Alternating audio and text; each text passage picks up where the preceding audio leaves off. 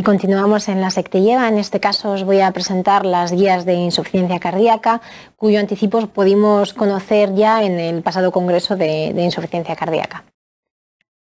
En cuanto a la definición no hay grandes cambios, sí que hay modificaciones en cuanto a la clasificación. Se sigue manteniendo el grupo de fracción de eyección reducida para aquellos pacientes con una FEBI menor del 40%, pero aquellos que tienen una FEBI entre 41 y 49% pasa a denominarse pacientes con IC y FEBI ligeramente reducida, y aquellos con FEBI preservada para FEBI mayores del 50%. El algoritmo diagnóstico es muy similar, importante valorar la probabilidad pretest de nuestros pacientes y el uso de NT-proBNP para hacer un descarte rápido en el caso de que los valores sean bajos. Y si no están disponibles, pues siempre es necesario realizar un ecocardiograma. En cuanto al algoritmo terapéutico, ya centrándonos en los pacientes con insuficiencia cardíaca y fracción de eyección reducida, abogan por recomendar todos estos fármacos que podemos ver aquí, IECA o ARNI, betabloqueantes, antagonistas mineralocorticoides y los ISGLT2 dapaglifosina o empaglifosina. Sin embargo, no nos indican de qué forma hemos de iniciarlo. Recalcan en las guías que estas 4 terapias terapéuticas se han de iniciar de la forma más precoz posible, siempre con seguridad, pero ha de ser el clínico quien, en base a las características del paciente, decida cómo ha de hacer esta escalada. El tratamiento diurético se recomienda solamente en caso de que el paciente presente datos de retención hidrosalina. Una vez tengamos estas dianas terapéuticas, si el paciente sigue sintomático, podremos valorar el implante de dispositivos, tanto DAI como resincronizadores, y si persiste sintomático, pues ir a fármacos que tienen un nivel de recomendación menor. En cuanto a estos fármacos, no ha habido grandes modificaciones en cuanto a la evidencia de la ivabradina, la hidralacina y la digoxina, aunque sí aparece por primera vez el vericiguat para pacientes con insuficiencia cardíaca y clase funcional 2-4, aunque es un fármaco aún no disponible hoy en día. En cuanto al implante del desfibrilador en pacientes, la principal novedad es que disminuye el nivel de recomendación para pacientes con miocardiopatía dilatada no isquémica tras la publicación del estudio DANIS, y se mantiene el nivel de recomendación igual para pacientes con miocardiopatía dilatada isquémica. En cuanto al resincronizador, pues se limita la indicación 1A para pacientes con QRS mayor de 150 milisegundos y un bloqueo de rama izquierda, y disminuye para los pacientes que no presentan esas características electrocardiográficas. En cuanto a la nuevamente denominada insuficiencia cardíaca con fracción de eyección ligeramente reducida, reconocen que no hay ensayos prospectivos diseñados en este grupo de pacientes, pero sí que se pueden extraer datos de subanálisis de pacientes con FEBI preservada, ¿no? Y sí que esos datos sugieren que puede haber un beneficio de esos pacientes, y por eso nos recomiendan el uso de IECAs, antagonistas de los receptores mineralocorticoides, betabloqueantes e incluso sacubitril/valsartán en estos pacientes, aunque no hay evidencia suficiente que apoye el uso ni de desfibrilador ni de una terapia de resincronización. En cuanto a la fracción de eyección preservada, los propios autores reconocen que el diagnóstico continúa siendo un reto, entonces ellos abogan por un diagnóstico más simplificado, que va un poco en consonancia con los últimos artículos publicados, aunque reconocen también que no siempre está disponible pues, el uso de pruebas de estrés o cateterismo derecho, y bueno, pues reconocen esas dificultades.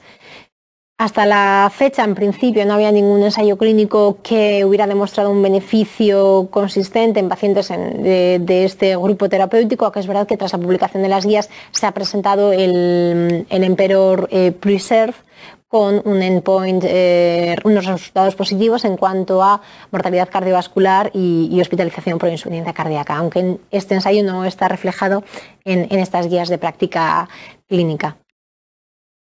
En cuanto a la insuficiencia cardíaca avanzada, una nueva definición, pero bueno, que ya se había publicado en otros documentos de consenso, y sí que, bueno, pues importante, nos aboga por un tratamiento de nuestro paciente según la escala Intermax. Por primera vez aparece el trasplante cardíaco con un nivel de indicación 1 como el tratamiento de elección para pacientes con insuficiencia cardíaca avanzada, aunque también mejora el nivel de recomendación para el soporte mecánico circulatorio, aunque siempre pues por debajo del trasplante cardíaco, obviamente, ¿no?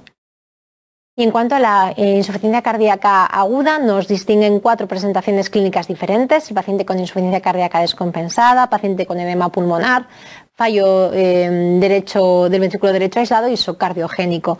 Y dependiendo cuál sea el fenotipo clínico que presente nuestro paciente, existen unos algoritmos diferenciales. A modo breve, es verdad que pues, el uso de los vasodilatadores pulmonares ha disminuido su evidencia y bueno. Y en cuanto al algoritmo terapéutico de la ICE aguda, importante en todos los fenotipos, para intentar simplificar el uso del tratamiento diurético, la determinación del sodio urinario como un marcador de una respuesta favorable al tratamiento diurético. También, dentro del apartado de insuficiencia cardíaca aguda, remarcar la importancia de las unidades de insuficiencia cardíaca, de los protocolos de seguimiento a la alta hospitalaria. Recordar excluir la congestión persistente que sigue presente aún hoy en día en los pacientes que se van de alta, aprovechar ese ingreso para iniciar todo el tratamiento médico disponible que podamos y recomendar un seguimiento precoz ya en la primera o segunda semana tras el alta hospitalaria. Y finalmente, en cuanto a comorbilidades, las principales novedades quizás en cuanto al síndrome coronario crónico, pues nos recuerdan la importancia de hacer una búsqueda activa de la enfermedad coronaria debido a que es muy prevalente como causa de insuficiencia cardíaca y preferiblemente abogar por una revascularización quirúrgica frente a una revascularización percutánea. En cuanto a la insuficiencia mitral secundaria, solamente se debe valorar el implante de un dispositivo percutáneo en pacientes óptimamente tratados tras un tiempo prudente de tratamiento médico, que debe de incluir además pues, dispositivos de resincronización en caso de que el paciente se pueda beneficiar de él. También hemos de valorar la revascularización coronaria y solo si el paciente persiste sintomático una vez realizado todo lo anterior, deberemos de valorar si es un paciente elegible para estos dispositivos, y para ello ha de cumplir todos los criterios de inclusión del ensayo COAPT, y solamente si cumple todos pues deberíamos de realizar el implante del dispositivo de reparación percutáneo. Si no cumple todos los criterios, pues se podría realizar quizás pues puente al trasplante, pues puente a una asistencia de larga duración. En cuanto a la diabetes, así como en infracción reducida, no diabéticos solo podemos usar la dapagliflozina y la empagliflozina. Sí que estos otros antidiabéticos han demostrado beneficio en pacientes diabéticos y podemos utilizarlos indistintamente. En cuanto al déficit de hierro, se recomienda ya su uso en el paciente hospitalizado por insuficiencia cardíaca. Antes solamente lo podíamos utilizar en el paciente ambulatorio.